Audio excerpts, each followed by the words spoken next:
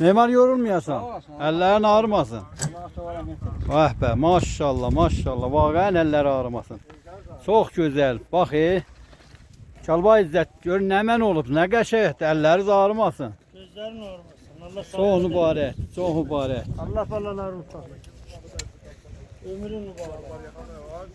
Yolda 1 metr yarımlat yekəliyir qəşəng.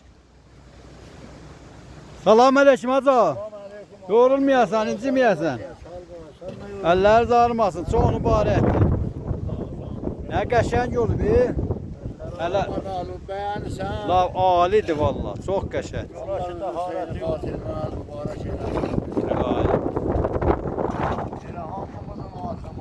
Çox qəşəng, maşallah maşallah.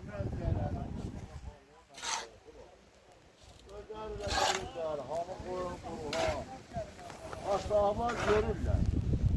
Buna alan pul niye aldı? Bəli, bəli. Pul istiyor. Baktım bardak pul istiyor.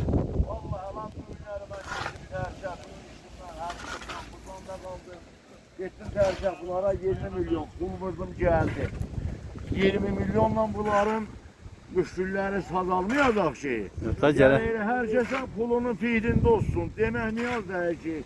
Kavoltu buların da pulu verirsin, maşınçının pulu verirsin, cədvəlin pulu verirsin, simanın pulu verirsin. Bak biz de istemirim bana pul verirler.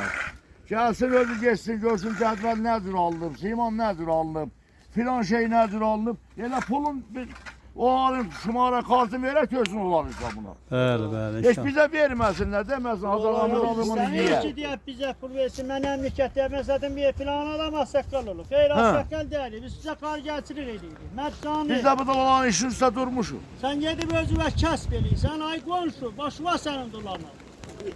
Gözüve kurban. Ben sana burada peşkumetçilik ediydim. Yok Allah Allah razı işler pul gelse helal elemek. Aparsın mesalı hasın pulunu. Geç Simona, gel masal, geç yine. Pulunun ayarında.